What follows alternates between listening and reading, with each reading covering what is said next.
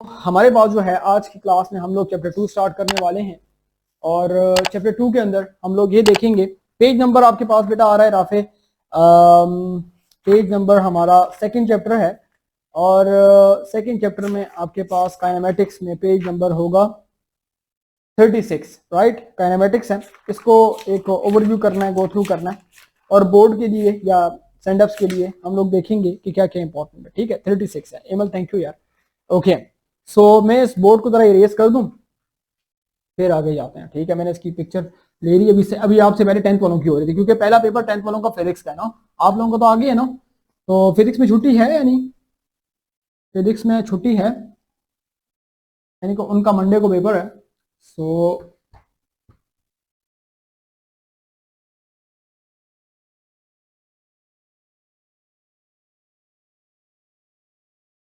Okay, chapter number 2 दिखा रहे हैं। ओके ठीक है, छुट्टी है ना, पर ठीक है।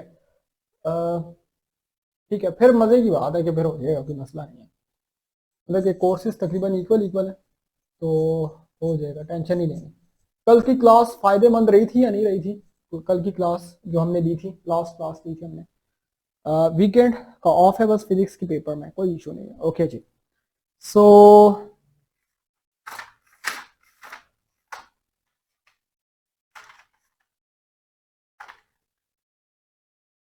ठीक है जी, सही है। मार्कर वहां पड़े हैं।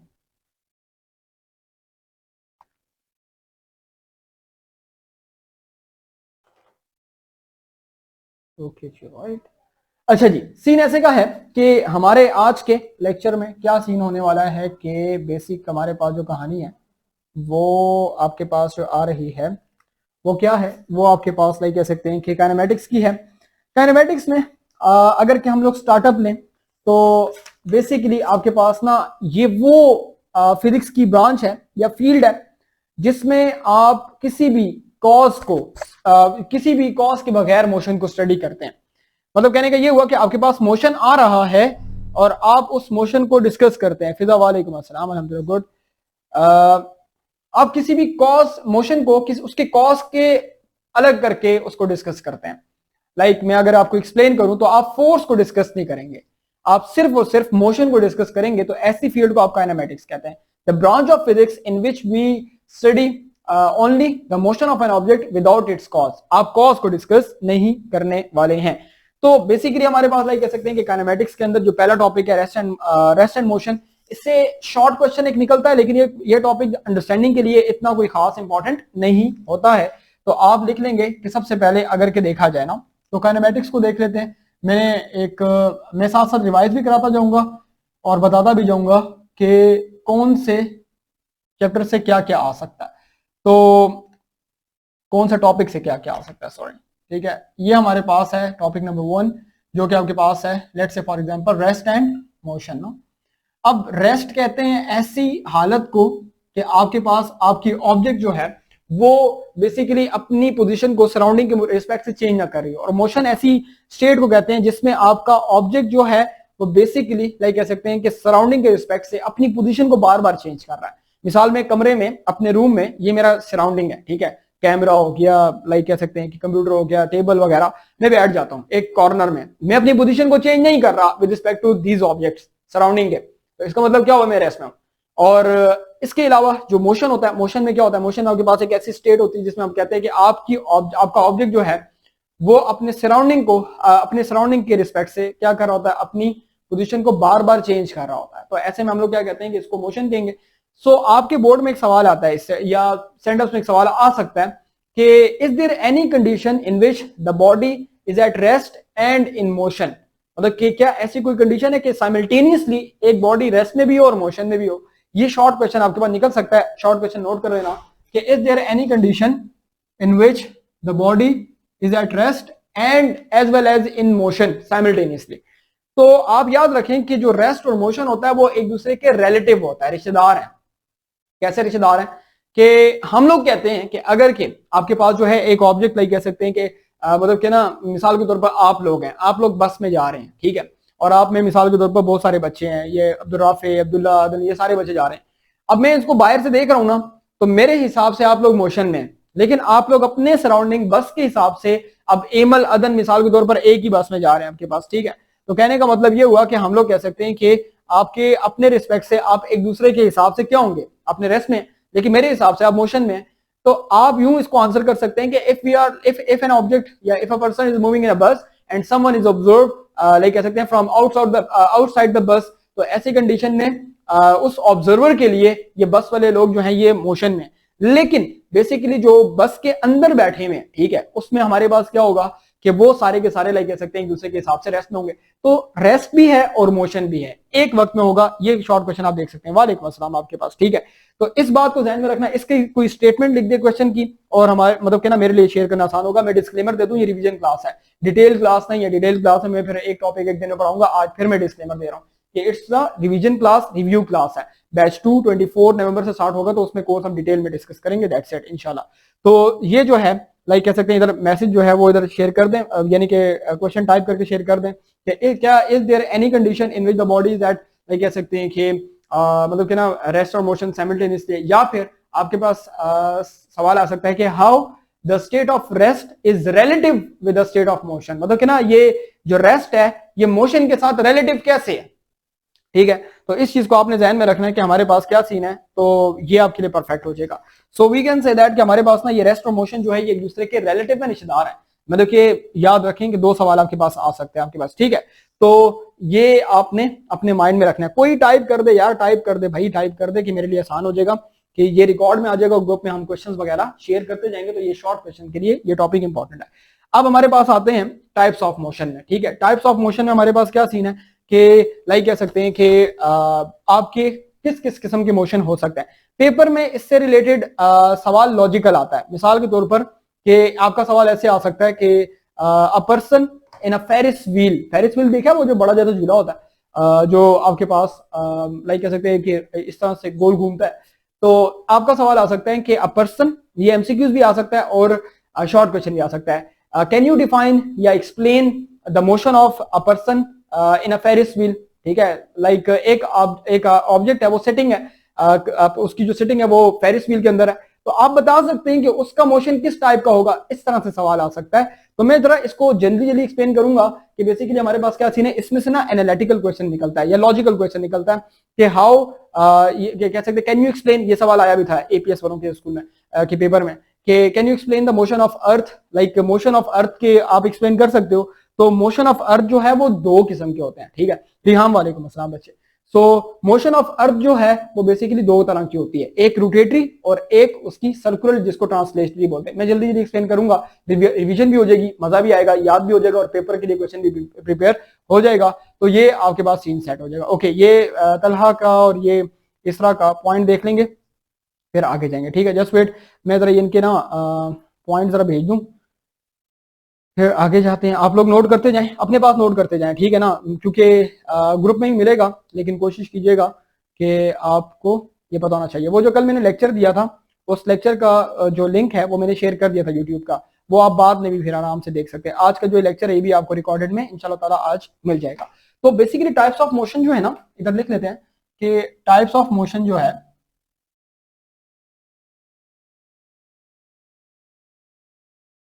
ये आपके पास ना शॉर्ट क्वेश्चन के लिए इंपॉर्टेंट है, या एमसीक्यूज या शॉर्ट के लिए, लेकिन इतना ज्यादा हॉट टॉपिक नहीं है, ठीक है। ये एमसीक्यूज या शॉर्ट क्वेश्चन, ठीक है, लॉन्ग क्वेश्चन नहीं आता इससे। और इसमें ना तीन टाइप होती है, मैं लिख देता हूं कि बेसिकली ट्रांसलेटरी क्या होती है। ट्रांसलेटरी आपके पास वो ऑब्जेक्ट का मोशन जो वो विदाउट रोटेशन करता है, इसको पहले कहते हैं कि लीनियर मोशन होता है आपके पास, ठीक है। एक टाइप इसकी लीनियर की होती है, दूसरी आपके पास जो है वो लाइक कह सकते हैं कि सर्कुलर की होती है, कि अगर आपके पास ऑब्जेक्ट सर्कुलर मोशन कर रहा है। और तीसरी टाइप आपके पास जो है वो इसकी कह सकते हैं कि रैंडम मोशन की होती है, जैसे कि गैस मॉलिक्यूल्स आपके एक कंटेनर के अंदर करते हैं, या जो हाउस फ्लाई होते हैं उनका मोशन। तो अगर के आपका ऑब्जेक्ट विदाउट रोटेशन मोशन कर रहा है, so that motion is called a translatory motion. Without rotation वो स्ट्रेट जाए या कर्व लाइन में जाए, मतलब कि वो अपने एक्सिस पर नहीं घूम रहा और वो आपके पास मोशन कर रहा है, सो that would be a translatory motion. तीन टाइप्स होती हैं, लीनियर, सर्कुलर और रैंडम। लीनियर कहते हैं बिल्कुल स्ट्रेट लाइन में जाना, ठीक है। उसके बाद सर्कुलर जो है वो लाइक कह सकते हैं कि अपने ना जिस तरह जमीन है, मतलब कि 365 डेज में पूरा चक्कर लगाती है, या आप कह सकते हैं कि आप ना एक पॉइंट के गिर्द घूम रहे हैं, इस तरह से ना, मतलब कि आप चक्कर लगा रहे हैं गोल गोल, तो that would B a circular motion. Circle में मोशन करना विदाउट रोटेशन, आपने रोटेशन नहीं करनी। और रैंडम मोशन जैसे आपके पास हाउस फ्लाई होती हैं या हनी भी होती हैं या gas particles, gas molecules container के अंदर रख दो तो उसका मोशन भी आपके पास रैंडम मोशन होता है। सो ये सीन है और हमारे पास कुछ भी नहीं है। तो ये क्वेश्चन भी जरा नोट कर लो, ठीक है, कि आपके पास ना ये ईमान ने जो क्वेश्चन लिखा है अभी मैं इसको आगे जाके एक्सप्लेन करूंगा, ठीक है।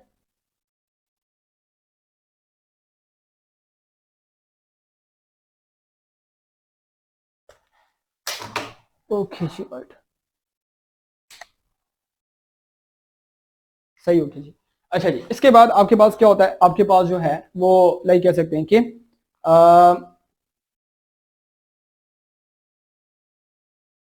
रोटेटरी मोशन है, ठीक है। इसकी अगली टाइप जो है वो रोटेटरी मोशन है। रोटेटरी मोशन आपके पास रोटेशन के अराउंड मोशन होता है, मतलब कि अपने एक्सिस पर rotation, rotation about its own axis, मतलब कि अपने एक्सिस पर जो रोटेशन होती है ना उसको आप रोटेटरी मोशन कहते हैं। और तीसरे नंबर पर आपके पास वाइब्रेटरी, वाइब्रेटरी मोशन जो है वो टू एंड फ्रो मोशन को कहते हैं, टू एंड फ्रो मोशन को। मतलब कहने का ये हुआ कि आपके पास जो है ना, लाइक कह सकते हैं कि बैक एंड फोर्थ भी, जैसे सिंपल पेंडुलम होता है, बेबी क्रेडल होता है या आपका झूला होता है, वो आपके पास जो मोशन है वो बेसिकली आपके पास वाइब्रेटरी मोशन। एक सवाल आया था, नोट कर लेना, कि can you explain the motion of earth, जो कि ईमान ने दूसरे लफ्जों में सवाल पूछा है, can you explain the motion of earth मतलब कि ना अराउंड द सन। तो बेसिकली आपके पास जो अर्थ का मोशन होता है वो एक अपने एक्सिस पर होता है, जिससे दिन रात चेंज होते हैं 24 घंटे में, और एक जो है वो 365 डेज में, 365 डेज में, वो पूरा साल में एक चक्कर लगाती है।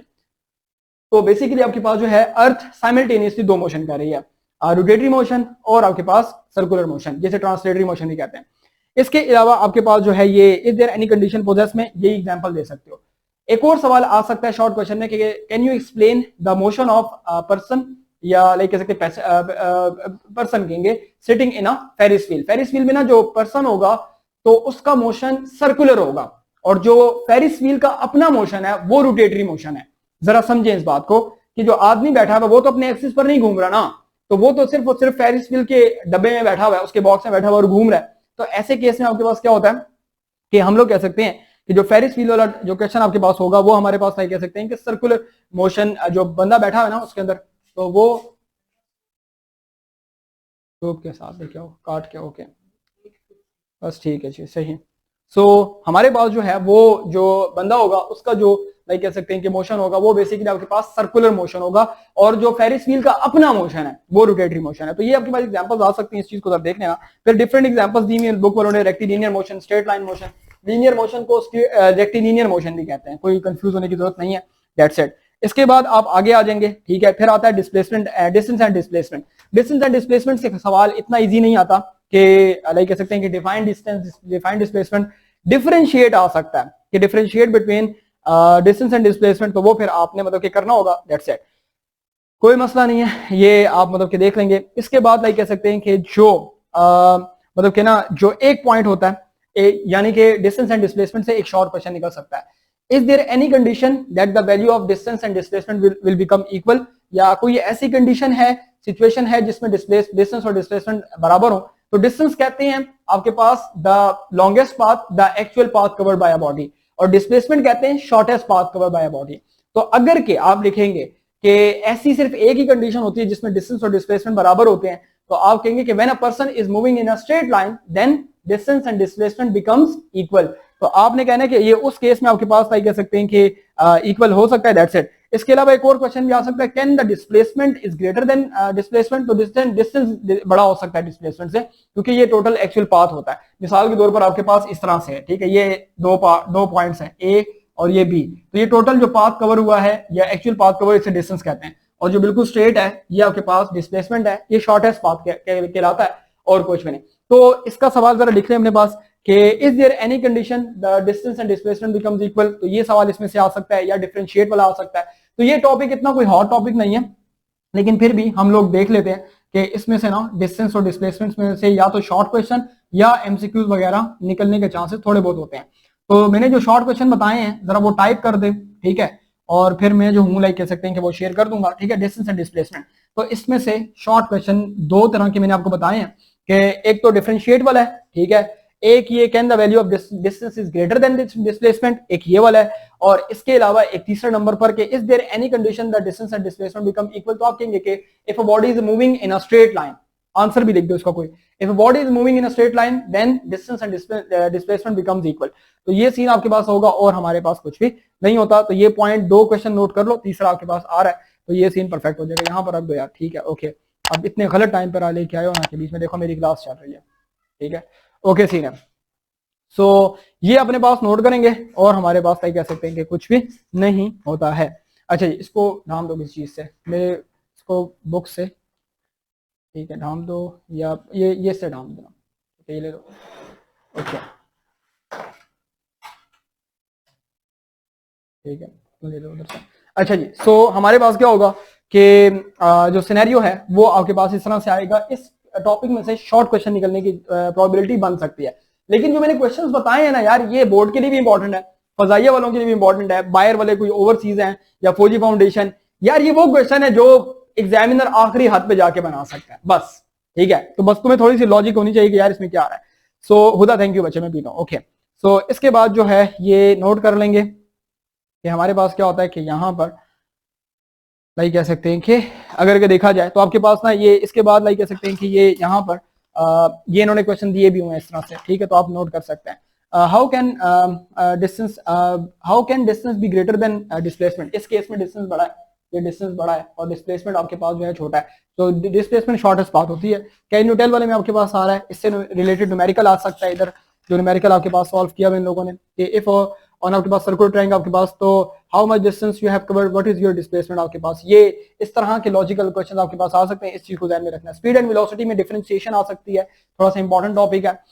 स्पीड एंड वेलोसिटी के जो लाइक कह सकते हैं कि मतलब कि जो टाइप्स है जिसमें आपके पास ना डिफरेंट एवरेज आपके पास होता है, इंस्टेंटेनियस आपके पास होता है, तो ये बेसिकली ना इस टॉपिक से क्वेश्चन निकलने की प्रोबेबिलिटी ज्यादा है, यानी कि ये जो टॉपिक्स है ना इनमें प्रोबेबिलिटी कम होती है, 50 से कम होती है, निकलते हैं एक साल 100 टॉपिक से निकलता है, दूसरे से निकलता है, लेकिन इस चैप्टर में जो निकलेगा ना तो वो स्पीड वेलोसिटी के ग्राफ वगैरह से टॉपिक निकल सकता है, क्वेश्चन निकल सकता है, शॉर्ट क्वेश्चन, एमसीक्यूज, इस तरह से क्वेश्चन आपके पास निकलेगा। तो आपने क्या करना है कि आपके पास सबसे पहले स्पीड है और वेलोसिटी है, वेलोसिटी स्पीड की डिफरेंशिएशन आ सकती है या इनकी टाइप्स आ सकती हैं। तो हम लोग कह सकते हैं कि यहाँ पर आपके पास इनकी यूनिट्स मीटर पर सेकंड, ये स्केलर है और ये वेक्टर है, तो आप इसको कह सकते हैं कि शॉर्ट प्लस आपका एमसीक्यू, राइट, ये शॉर्ट प्लस एमसीक्यू में हमारे पास आ सकेगा, दैट्स इट। और इसके अलावा डिफरेंशिएशन टाइप हमारे पास ये, इसके अलावा टाइप्स ऑफ स्पीड जिसमें आपके पास एवरेज स्पीड, इंस्टेंटेनियस स्पीड या फिर आपके पास यूनिफॉर्म स्पीड, ये आपके पास आ सकता है। और इसके अलावा वेलोसिटी में भी यही सीन है, ये डेफिनेशन, और इसके अलावा ग्राफ वगैरह, वो ग्राफ मैं बताऊंगा कि ग्राफ कौन कौन से इंपॉर्टेंट है या कैसे आपके पास पूछे जाते हैं, हर साल कैसे आते हैं, क्योंकि इस साल कोर्स चेंज हो गया ना, तो मेरे लिए थोड़ा सा बताना इसलिए मुश्किल हो रहा है क्योंकि पिछले कई सालों से 7-8 सालों से एक ही बुक चलती आ रही थी, तो हमारे लिए आसान होता था कि यार ये बुक है इसमें से ये आएगा, लेकिन इस दफा मैं पहली दफा देखूंगा, लेकिन जो टॉपिक होते हैं एपीएस वाले, फजाइया वाले या फेडरल बोर्ड वाले, वो कुछ टॉपिक्स को लेके चलते हैं, मतलब कि ना मैं जिस तरह से एक्सप्लेन करूं कि यार ये क्वेश्चंस आते हैं, तुम लोग अपने डिफरेंट एग्जाम में देख सकते हो। मिसाल के तौर पर फजाइया में क्वेश्चन नहीं आया तो वो एपीएस में आया होगा, एपीएस में नहीं आया तो वो फौजी फाउंडेशन में आया होगा, फौजी एपीएस में आ गया तो लेट्स से फॉर एग्जांपल फजाइया में भी आ सकता है। तो वो मतलब कि चॉइस पर होता है, एग्जामिनर हर एक के डिफरेंट होता है, लेकिन फेडरल बोर्ड जो है वो तमाम क्वेश्चंस को एक तरह से ट्रीट करता है, तो वो फिर फेडरल बोर्ड के लिए बाद में देखेंगे अगले साल जब पेपर आने वाले होंगे, लेकिन अभी जो ये गेस है ये स्टैंडअप्स के लिए मतलब कि मैं आपको लगा के दे रहा हूँ। अच्छा जी, इसके बाद आगे जाओगे, लाइक कह सकते हैं कि इंस्टेंटेनियस स्पीड बहुत कम टाइम के लिए, average speed total distance divide by total time आपके पास आता है।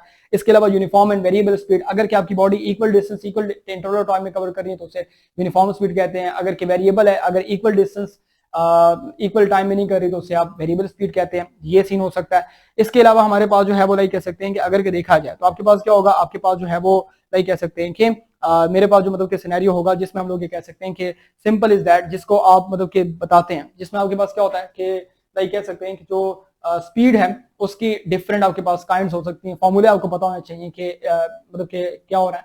इसके अलावा एक और सवाल आता है कि अंडर व्हाट सर्कमस्टांसेस, एक सवाल है स्पीड से निकलता है या वेलोसिटी से निकलता है, कि under what circumstances the value of instantaneous speed become average speed, देखिए इंस्टेंटेनियस स्पीड की वैल्यू एवरेज स्पीड के बराबर कब हो सकती है, तो आप वो ध्यान में रखेंगे कि when a body is moving when a body is moving with uniform speed then instantaneous और एवरेज स्पीड बराबर हो जाती है। एक सवाल नोट कर लें कि under what circumstances the value of instantaneous speed becomes equals to average speed. So when a body is moving in a straight line when a body is moving with uniform speed, so in that condition uniform speed के case में instantaneous speed और average speed बराबर हो जाती है आपके पास, ठीक है। तो इस चीज को आपने ध्यान में रखना है और हमारे पास नहीं कह सकते हैं कि कहानी वगैरह कुछ भी नहीं, ठीक है। ओके, लास्ट टाइम लेक्चर आपने 9 में भेज दिया, किसने भेजा? मैंने भेजा, देखो जरा ठीक करो, उसमें आया हुआ है, ठीक हो जाएगा, कोई मसला नहीं है।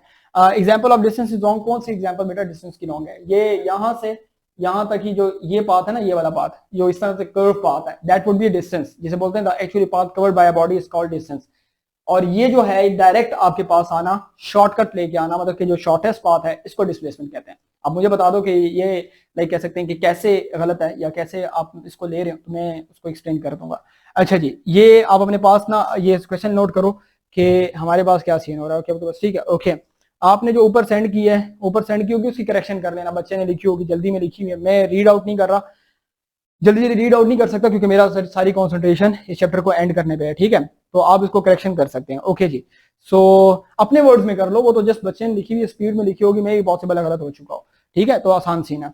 अब आपके पास ना ये सवाल आ गया हुआ है, तो इसका आंसर ये होता है कि when a body is moving with a uniform speed then average and instantaneous speed becomes equal, that's it, और कुछ भी नहीं है। अच्छा जी, इसके अलावा आपके पास जो है ना वो सेम क्वेश्चन जो हैं वो आपके पास वेलोसिटी के लिए भी आपके पास आ सकते हैं। तो हमारे पास ना लाइक कह सकते हैं कि वेलोसिटी जो है average velocity, instantaneous velocity, uniform और वेरिएबल वेलोसिटी। अच्छा, एक चीज याद रखना कि वेलोसिटी जो है ना वो दो तरह की आपके पास होती है। एक सवाल आता था, बड़ा फेवरेट सवाल था किसी वक्त में फेडरल बोर्ड का और एपीएस वालों का, उस पर क्रश था उस सवाल के ऊपर कि is there any possibility then like कह सकते हैं if a body is moving in with uniform velocity, like कह सकते हैं कि is there any possibility that the body has acceleration, आगे आएगा, ठीक है। या आपके पास जो है वेरिएबल वेलोसिटी, आपके पास बॉडी जो है वो लाइक कह सकते हैं कि कांस्टेंट स्पीड से घूम रही है, ठीक है। तो ऐसे में आपके पास उसकी क्या वेलोसिटी आपके पास होगी या नहीं होगी?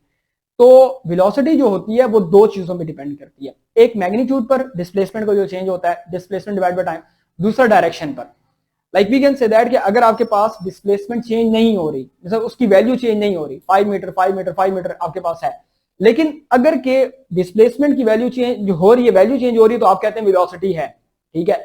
लेकिन अगर के चूंकि वेलोसिटी एक वेक्टर क्वांटिटी है, तो अगर के डिस्प्लेसमेंट का मैग्नीट्यूड चेंज नहीं हो रहा लेकिन उसकी डायरेक्शन चेंज हो रही है, ठीक है। मतलब कहने का ये हुआ कि अगर डिस्प्लेसमेंट की का मैग्नीट्यूड जो है वो कांस्टेंट है 5 मीटर, तो आपको अगर कोई ये सवाल करता है कि क्या अगर डिस्प्लेसमेंट का मैग्नीट्यूड चेंज नहीं हो रहा और उसकी वेलोसिटी जो है वो लाइक कह सकते हैं कि जीरो हो, तो आप कहेंगे कि देयर इज अ पॉसिबिलिटी, अगर के बॉडी सर्कुलर मोशन ले रही है ना तो उसके हर पॉइंट पर डायरेक्शन चेंज होती है। तो डिस्प्लेसमेंट अगर कांस्टेंट है लेकिन डायरेक्शन चेंज होती जा रही है ना, तब भी आपके पास बॉडी की वेलोसिटी ली जाती है, जैसे कि सर्कुलर पाथ में। तो ये इसका क्वेश्चन जरा बना लो कि लाइक कह सकते हैं कि इज देयर एनी पॉसिबिलिटी कि the body has a constant displacement but body has constant displacement but like कह सकते हैं कि चेंज इन डायरेक्शन, या is there any possibility that the body is moving with uniform displacement like there is no change in displacement and it possesses some velocity। तो आप कहेंगे कि velocity is dependent on two factors, direction और magnitude. Magnitude अगर change नहीं भी हो रहा तो आप डायरेक्शन को देखते हो, तो डायरेक्शन अगर चेंज हो रही है बार बार तो आप कहोगे कि बॉडी की वेलोसिटी, वेरिएबल वेलोसिटी आपके पास एग्जिस्ट करती है। सो that would be the case कि वेलोसिटी आपके पास इस तरह से रिलेट करेगी। तो इस चीज को भी आपने थोड़ा सा माइंड में रखना होगा। इसके न्यूमेरिकल प्रॉब्लम थोड़ा सा इंपॉर्टेंट है, तो वो आप थोड़ा सा प्रिपेयर कर लेना कि जिसके जो न्यूमेरिकल प्रॉब्लम्स हैं वो वेलोसिटी से और डिस्प्लेसमेंट ये जो स्पीड है इससे आ सकते हैं। इसके बाद एक्सेलरेशन पर आते हैं। एक्सेलरेशन जो है वो बेसिकली आपके पास क्या होता है कि एक्सेलरेशन बेसिकली आपके पास होता है rate of change in velocity, ठीक है। मतलब कहने का ये हुआ कि आप अपने पास ना ये स्टेयर्स बना लो, ठीक है। मैंने ये स्टेयर्स अपने बच्चों को बताई थी। तो वेलोसिटी का टॉपिक शॉर्ट के लिए इंपॉर्टेंट है और न्यूमेरिकल्स के लिए इंपॉर्टेंट है, नोट करते जाओ अपने पास, ठीक है। मैं इधर लिखवा देता हूँ कि वेलोसिटी का टॉपिक जो है ना शॉर्ट, पहले एमसीक्यूज के लिए, ठीक है, एमसीक्यूज और प्लस शॉर्ट प्लस लॉन्ग, या बल्कि लॉन्ग के लिए नहीं, न्यूमेरिकल के लिए, लॉन्ग के लिए नहीं, इस तरह से लॉन्ग नहीं आता इसमें से, ये न्यूमेरिकल प्रॉब्लम है, ठीक है। न्यूमेरिकल प्रॉब्लम के लिए ये आपके पास टॉपिक बहुत ज्यादा फेवरेट माना जाता है, तो इसको जरा थोड़ा सा ध्यान में रखना। इसके बाद लाइक कह सकते हैं कि इस पूरे टॉपिक को समझने के लिए मैं एक छोटा सा एक आपको तरीका बताता हूं, आपने उस तरीके को ध्यान में रखना है कि आप ना इन सारे टर्म्स को इजीली कैसे याद रख सकते हैं या माइंड में आपके पास कैसे आ सकता है, इस चीज को आप देख लेंगे। मतलब कहने का ये हुआ कि हम लोग ये कह सकते हैं कि आपके पास ये स्टेयर्स हैं, ठीक है, इस तरह से, ये बैच के बच्चों को याद आ जाएगा, मैंने बताया था। सबसे पहले आपके पास डिस्प्लेसमेंट है, ठीक है, फिर आपके पास वेलोसिटी है, फिर आपके पास जो है वो एक्सेलरेशन है, ठीक है। अब आप क्या करते हैं कि अगर के आप डिस्प्लेसमेंट पर डिवाइड बाय टाइम करते हैं तो आपके पास क्या आएगा, आपके पास वेलोसिटी आएगी। फिर आप वेलोसिटी बाय आप जो है वो कह सकते हैं कि टाइम करते हैं तो उसको आप एक्सेलरेशन कहते हैं। मतलब कहने का ये हुआ कि जब आप डेल्टा टी से डिवाइड करते हैं तो आपके पास ना displacement over time velocity, velocity over time acceleration, मतलब कि डिवाइड करते हैं ना तो आपके पास ये वैल्यूज आती है। तो इनको अपने पास नोट करते जाओ, that would be easy for your, like कह सकते हैं कि कॉन्सेप्ट के लिए थोड़ा आसान हो जाएगा, इजी हो जाएगा, तो इसके लिए आपके पास ये क्वेश्चन आ सकता है। अब आपके पास आते हैं एक्सेलरेशन पर। एक्सेलरेशन बेसिकली हमारे पास क्या सीन है, एक्सेलरेशन जो है हमारे पास लाइक कह सकते हैं कि कैसा सिनेरियो होता है जिसमें आपके पास लाइक कह सकते हैं कि अगर के देखा जाए तो मिसाल के तौर पर लेट्स से आपके पास ना अगर के एक्सेलरेशन को देखिए, ये नोट कर लो फिर मैंने इरेज करना है, ठीक है। तो एक्सेलरेशन ये एमसीक्यूज, एमसीक्यूज, ठीक है, और short questions, short plus numerical, numerical में आपके पास आ सकता है न्यूमेरिकल प्रॉब्लम के लिए, राइट। तो न्यूमेरिकल, एमसीक्यूज और शॉर्ट क्वेश्चन के लिए एक्सेलरेशन आ सकता है। एक्सेलरेशन क्या होता है, एक्सेलरेशन बेसिकली वेलोसिटी में चेंज को कहा जाता है। अगर के velocity with respect to time change हो रही है तो हम लोग कहते हैं कि एक्सेलरेशन आ रहा है। अगर के वेलोसिटी बढ़ते बढ़ते चेंज हो रही है, यानी कि इंक्रीज हो रही है आपके पास और चेंज होती जा रही है, तो इसे पॉजिटिव एक्सेलरेशन कहते हैं। और अगर कि गाड़ी को आपने ब्रेक लगा दिया, अब आपकी वेलोसिटी कम हो रही है, तो इसको आप नेगेटिव एक्सेलरेशन कहते हैं या फिर रिटार्डेशन कहते हैं। दैट्स इट, ये इसका शॉर्ट सा रिव्यू है जिसमें आप मतलब के ध्यान में देख सकते हैं। तो आपने चेंज इन वेलोसिटी को लेना है विद रिस्पेक्ट टू एक्सेलरेशन के। यूनिफॉर्म एक्सेलरेशन का मतलब ये होता है कि आपके पास अगर के इक्वल चेंज आ रहा है वेलोसिटी में, जैसे 10, 20, लाइक जैसे 30 और इक्वल टाइम के अंदर, तो that would be uniform acceleration. और अगर के लेट्स से फॉर एग्जांपल आपके पास इक्वल चेंज नहीं आ रहा, जिसको हम लोग कहते हैं कि आपके पास जो वेलोसिटी में आपके पास 10 आ रहा है, फिर 25 आ रहा है, फिर आपके पास 30 आ रहा है, फिर 33 आ रहा है, इस तरह से चेंज आ रहा है, तो ये नॉन यूनिफॉर्म या फिर वेरिएबल एक्सेलरेशन होता है। इस चीज को आप अपने ध्यान में अच्छे तरीके से रख लेंगे, परफेक्ट हो जाएगा। तो ये मेरे पास कहानी हो जाएगी आपके पास ये एक्सेलरेशन की। इसके बाद आपके पास जो है वो लाइक कह सकते हैं कि ये न्यूमेरिकल के लिए थोड़ा प्रिपेयर कर लेना, एग्जांपल्स वगैरह देख लेना। ये न्यूमेरिकल के लेक्चर इंशाल्लाह ताला मैं शेयर करूंगा आप लोगों के साथ, तो आप लोग उसको प्रिपेयर कर सकते हैं। इसके बाद आपके पास जो है ये अपना क्या हुआ, कौन है, ये है कौन की मदर से, तो उसे कहो कि भाई नाम, ओके ओके, अच्छा जी। सो सीन ऐसे का है कि हम लोग ये कह सकते हैं कि अगर के देखा जाए तो मोशन ड्यू टू ग्रेविटी जो है आपके पास, ये ग्रेविटी वाला जो मोशन है ये भी आपके पास इंपॉर्टेंट है, जिसमें हम लोग ये कह सकते हैं कि अगर के देखा जाए तो सिंपल सिनेरियो में जो अगर के आप किसी ऑब्जेक्ट को आप फ्री फॉल गिराते हैं तो उस वो जिस वैल्यू से, जिस एक्सेलरेशन से नीचे आता है उसको आप ग्रेविटी कहते हैं, acceleration due to gravitational force या एक्सेलरेशन ड्यू टू ग्रेविटी आप कहते हैं। तो बेसिकली आपके पास जो है ये हमारे पास किसी ऑब्जेक्ट को ऊपर से नीचे की तरफ आपके पास आना, फ्री फॉल मोशन करना, दैट वुड बी आपके पास क्या होगा, आपके पास एक्सेलरेशन होगा। सो इसको आप बेसिकली ग्रेविटी कहेंगे और हमारे पास कुछ भी नहीं होता, तो इस चीज को आपने ध्यान में रखना होगा। तो हम लोग कह सकते हैं कि बेसिकली आपके पास 9.8 मीटर पर सेकंड स्क्वायर है। तो हमारे पास कह सकते हैं कि आपको पेपर में ये सवाल आ सकता है कि लेट्स से फॉर एग्जांपल एक कंपैरिजन करके दे सकते हैं कि एक हैवियर मैस है और एक आपके पास लोअर एक कम मैस है, तो दोनों में से पहले कौन आएगा, तो आप कहेंगे कि बेसिकली आपके पास जो लो मैस है वो और हैवियर मैस है वो दोनों सेम टाइम में नीचे आएंगे। अगर कि आप एयर रेजिस्टेंस को निगलेक्ट करें, उसकी रीजन ये होती है कि जमीन जो है वो तमाम ऑब्जेक्ट को इक्वल एक्सेलरेशन के साथ अपनी तरफ बुलाती है। तो ये सीन है, दैट्स इट। डिटेल एनालिसिस के लिए होता तुम तो मतलब कि बैच के स्टूडेंट और रिकॉर्ड लेक्चर में मैंने सारा एक्सप्लेन किया हुआ है, दैट्स इट, कोई मसला नहीं। मतलब कहने का ये हुआ कि ग्रेविटी आपके पास उस एक्सेलरेशन को कहते हैं, एक्सेलरेशन ड्यू टू ग्रेविटी उसको कहा जाता है कि वो एक्सेलरेशन जिससे जमीन अपने पास अपनी तरफ डिफरेंट ऑब्जेक्ट्स को बुलाती है। तो उस एक्सेलरेशन को आप एक्सेलरेशन ड्यू टू ग्रेविटी कहते हैं। तो ये वो सीन है, मोशन ड्यू टू ग्रेविटी हमारे पास, यानी कि वो ग्रेविटी आपके पास जो आ रही है, तो उस जी की वैल्यू को आपने एक्सपेरिमेंटली कैलकुलेट किया हुआ 9.8 मीटर पर second square, that's it. Paper में सवाल आने का चांस ऐसा होता है कि दो डिफरेंट ऑब्जेक्ट्स है, लेट्स से फॉर एग्जांपल ये कॉइन है और ये पेपर है, तो पेपर लेट आएगा, कॉइन पहले आ जाएगा।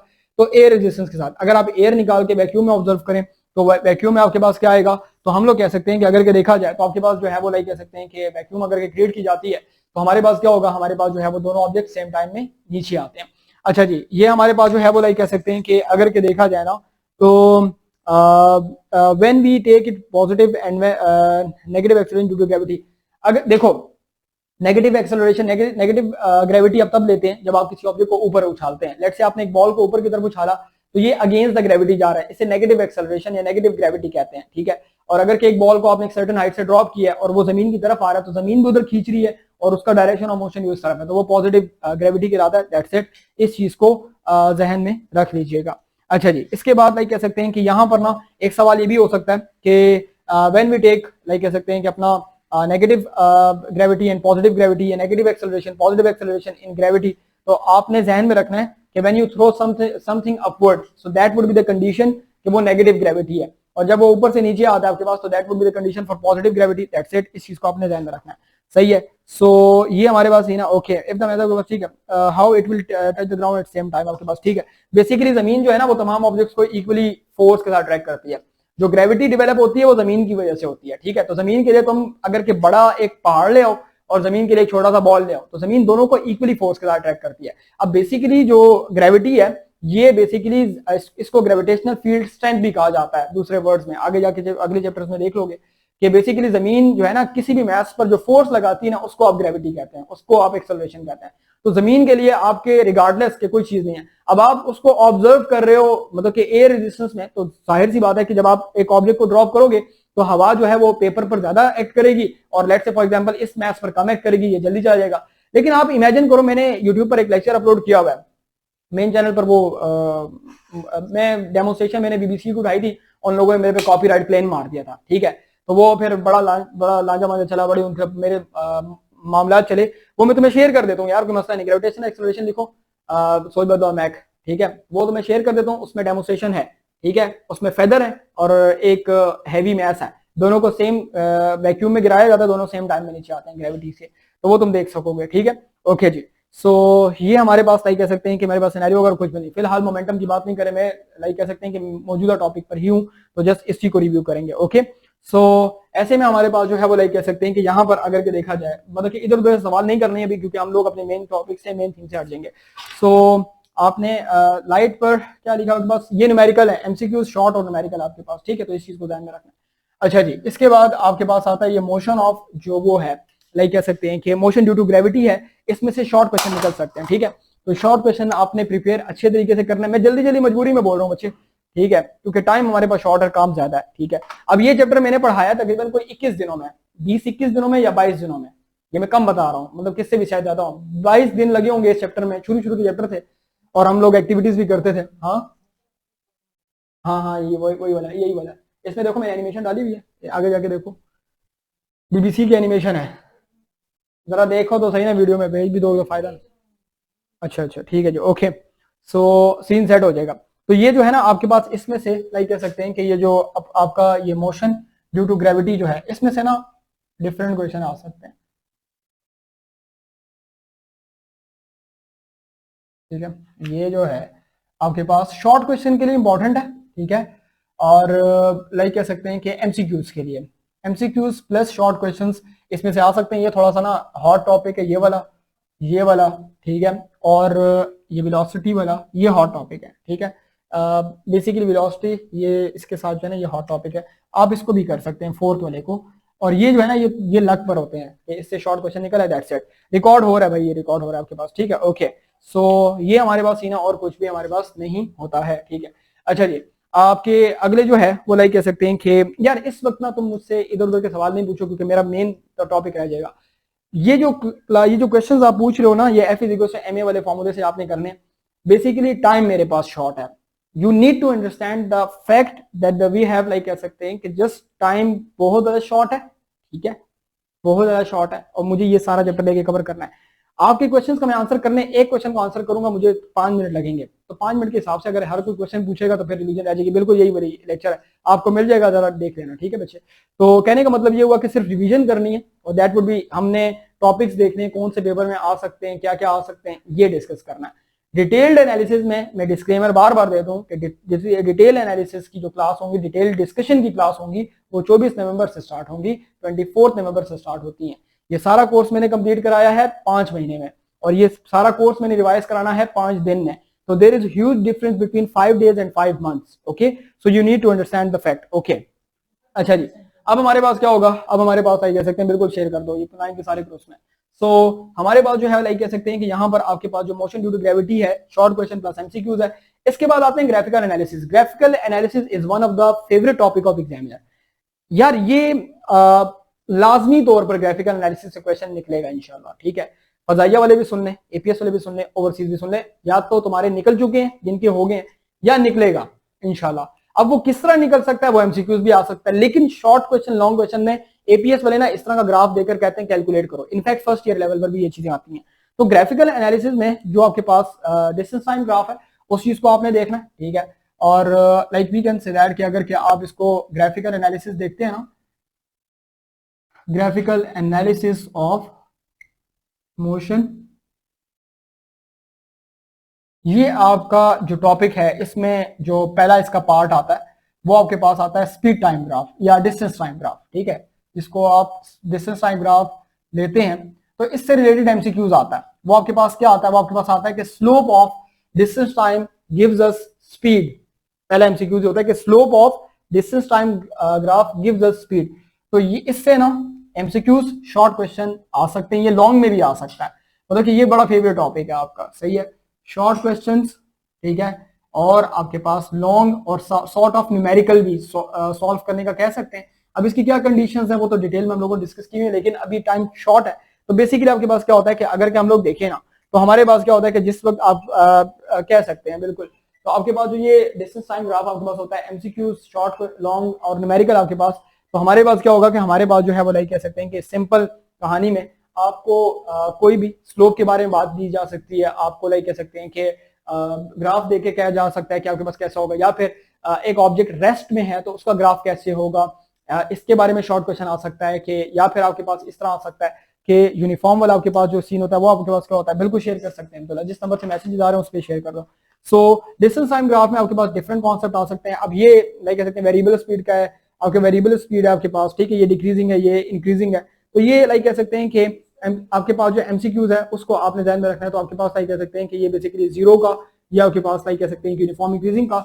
सो sort of MCQs, short question, long question आपके पास इससे निकल सकते हैं, दैट्स इट। अच्छा जी, इसके बाद आपके पास ये न्यूमेरिकल इस तरह से, ग्रेडियंट वाला न्यूमेरिकल, ये न्यूमेरिकल इस तरह से आता है, ठीक है। और आपको कहा जाता है कि लेट्स से फॉर एग्जांपल ये आपके पास 2-3 पॉइंट्स हैं, मतलब मिसाल के तौर पर आपके पास ये पॉइंट, ये 4 पॉइंट्स हैं। इन चारों पॉइंट्स में हमारे पास क्या होगा, इन चारों पॉइंट्स में आपने क्या करना है कि आपने बेसिकली लाइक कह सकते हैं कि स्पीड कैलकुलेट करनी है, या आपने लाइक कह सकते हैं कि इसमें हमारे पास जो है वो लाइक कह सकते हैं कि अगर देखा जाए तो आपके पास क्या होगा, आपके पास जो है वो लाइक सॉर्ट ऑफ हम लोग कह सकते हैं कि मतलब कि ना आपको ऑब्जेक्ट रेस्ट में कब होगा, या इस तरह से न्यूमेरिकल ना, ये लॉन्ग क्वेश्चन में भी आपके पास आ सकता है। इस तरह का न्यूमेरिकल प्रिपेयर करके जाना, शॉर्ट के लिए, न्यूमेरिकल के लिए, दोनों के लिए, तो इस चीज को आपके लिए परफेक्ट होगा। तो ये सीन हमारे पास लाइक कह सकते हैं कि आपके पास लिया जा सकता है। ये हमारे पास कहानी इस टॉपिक के लिए आपके पास आएगी। Same is the case with the velocity time graph. Velocity time graph जो है वो आपके पास इसी तरह से इंपॉर्टेंस रखता है, तो इसको आपने अपने ध्यान में रखना होगा आपके पास, ठीक है। सो ये लाइक कह सकते हैं इसकी मेन बातें थी। इसके बाद स्पीड टाइम ग्राफ है, ये भी बिल्कुल सेम इसी तरह ही है। मतलब कहने का ये हुआ कि इस चैप्टर में अगर कोई सही टॉपिक है ना, सही टॉपिक, वो ग्राफिकल एनालिसिस है, इसमें ये भी आता है, और आपके पास लाइक कह सकते हैं कि स्पीड टाइम ग्राफ भी आता है। मतलब कि ये बेसिकली आपके पास ना जो मेरे पास सिनेरियो होगा, तो इसमें हम लोग कह सकते हैं कि बेसिकली आपके पास क्या होगा, MCQ plus short plus long plus numerical, ये आपके पास आ सकता है। इस तरह से एक फेवरेट इनका क्वेश्चन होता है कि स्लोप ऑफ, ठीक है, slope of speed time graph क्या देगा आपको, स्पीड टाइम ग्राफ हमारे पास होगा वो बेसिकली आपको देगा एक्सेलरेशन, ठीक है। और इसी तरह से हमारे पास क्या होगा कि इसका जो एरिया अंडर, एक और इनका बड़ा फेवरेट एमसीक्यूज होता है कि एरिया अंडर, ठीक है, area under speed time graph,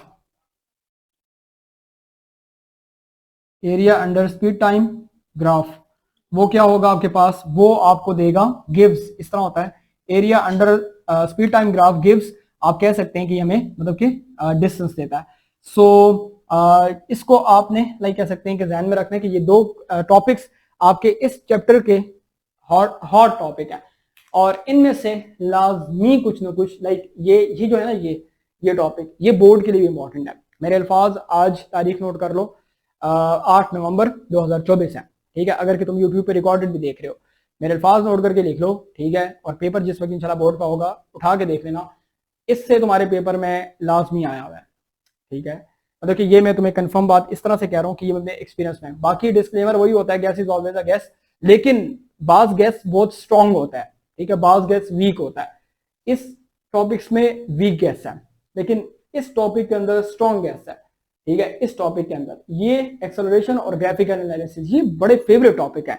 इससे इनफैक्ट लोग क्या करते हैं, लोग जो है मतलब के जो एग्जामिनर होते हैं वो बेसिकली आपके पास क्या करेंगे, वो आपको फर्स्ट ईयर में ही मतलब के नहीं छोड़ते, ठीक है। तो इसलिए इंपॉर्टेंट है। एंट्रेंस एग्जाम में चीजें इस तरह की डायरेक्टली इनडायरेक्टली आ जाती हैं। ये फिगर देख लो, इस तरह का न्यूमेरिकल आपके पास आ सकता है लॉन्ग क्वेश्चन के अंदर, राइट। लॉन्ग क्वेश्चन के अंदर इस तरह का न्यूमेरिकल आ सकता है।